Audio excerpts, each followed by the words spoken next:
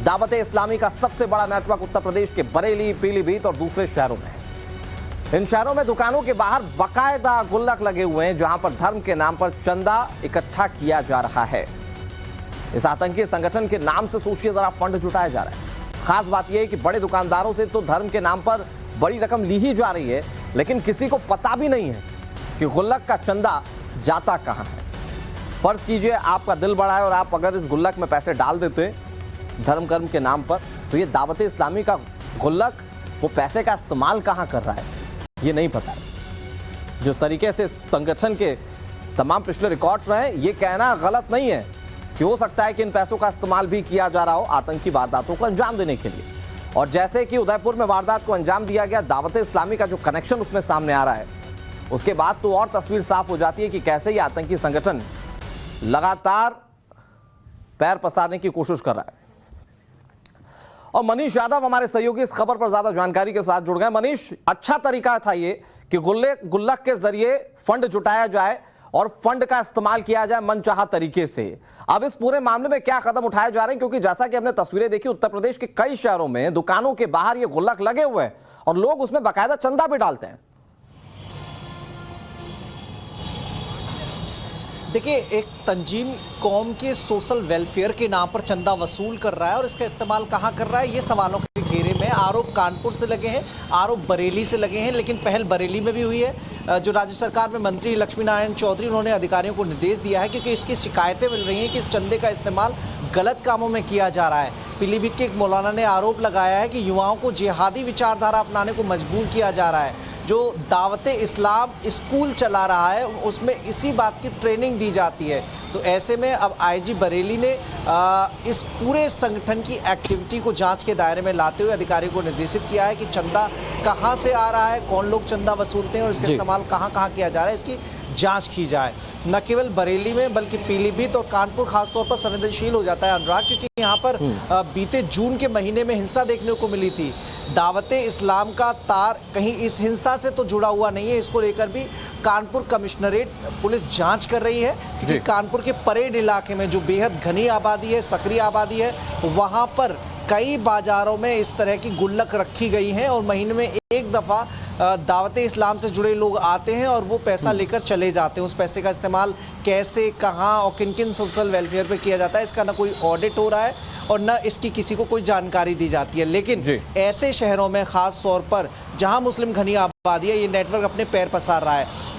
ये सवालों के घेरे में इस वजह से और आ जाता है कि कानपुर वो शहर है जहां पहले भी आतंकवादी गतिविधियां रही हैं। पीलीभीत और संवेदनशील हो जाता है क्योंकि वहां से नेपाल बॉर्डर सटा हुआ है और सीमा पार से नेपाल के बहाने कई आतंकी संगठनों की एक्टिविटी यूपी में होती रही है, टेरर फंडिंग होती रही है। तो ऐसे में वहां पर चौकसी बरतने की खासा तौर पर जरूरत महसूस की जाती रही है। तो ऐसे में पुलिस इस बात की जाँच कर रही है कि दावते इस्लाम जो पैसा इकट्ठा कर रहा है, जो स्कूल चला रहा है, एक तो वो गैर मान्यता प्राप्त है और उसके कंटेंट क्या क्या है और क्या क्या एक्टिविटी उनकी इस पैसे के जरिए की जाती है। हाँ मनीष, एक बात मुझे समझाइए, क्योंकि देखिए अब इसको लेकर शिकायतें जब दर्ज करवाई गई है, जाहिर तौर पर कार्रवाइयां की जाएंगी जैसे जैसे लीड मिलती जाएगी। लेकिन एक बात मुझे समझाइए, आप इन तमाम शहरों में घूमे भी, आप लगातार उत्तर प्रदेश में रिपोर्टिंग करते रहे हैं, दावते इस्लामी के बारे में आम जनता कितना जानती है? और वो जो गुल्लक लगाए गए हैं, क्योंकि धर्म के नाम पर वो गुल्लक लगाया गया है, तो लोगों का कितना योगदान उस गुल्लक में रहता होगा?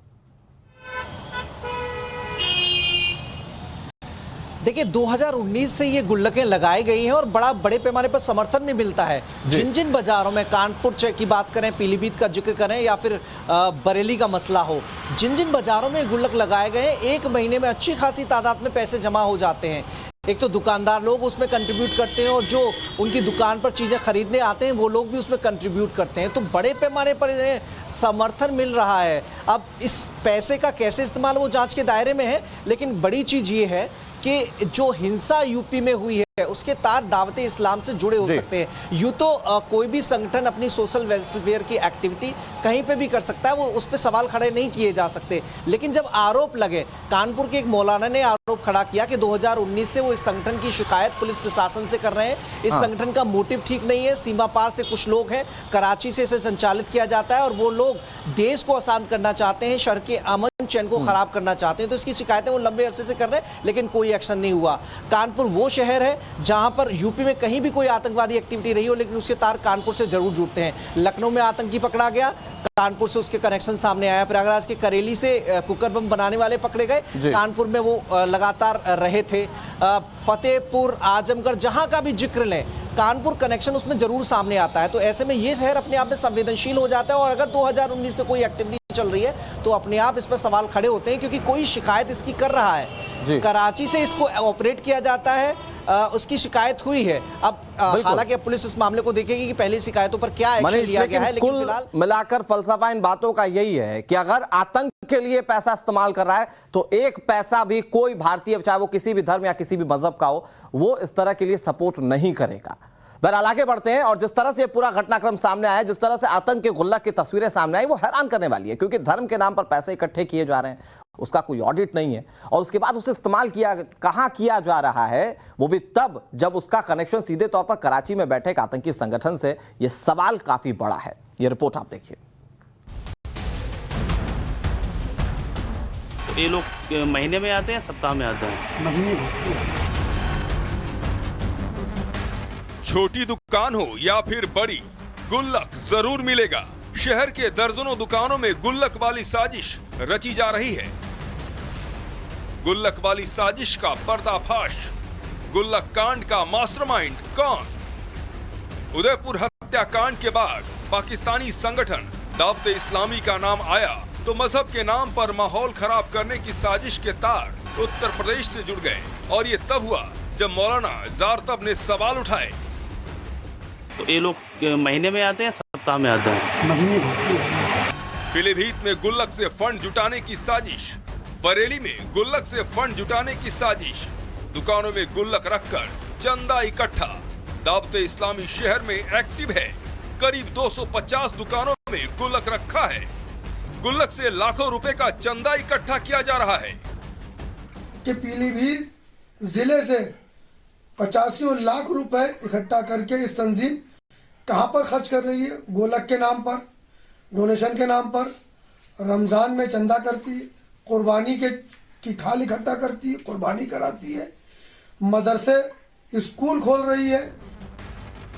दावत इस्लामी पाकिस्तान का वो संगठन है जो मजहब के नाम पर हिंदुस्तान में साजिश रच रहा है, मजहबी शिक्षा दे रहा है।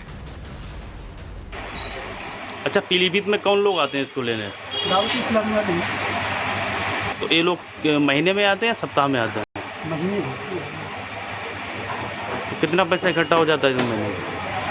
महीने में तो ऐसे 100, 200, 300। मजहबी शिक्षा के नाम पर साजिश कौन करवा रहा?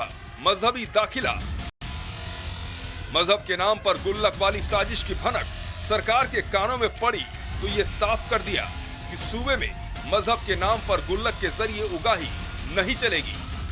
सही स्कूल किस बोर्ड से चल रहा है, क्या है इसका? ये अभी पीएनसी और एनसी है सर। अच्छा जी, ये अगले साल जब फर्स्ट क्लास में ऐड होगा तो एफिलिएटेड हो जाएगा सर। इसका संचालक दावत इस्लाम है? जी जी जी। सवाल ये कि आखिर इतने साल से ये संगठन कैसे संचालित हो रहा है? आखिर खुफिया तंत्र को इसकी भनक क्यों नहीं लगी? Manish Yadav, times of Bharat, Bareilly, Uttar Pradesh.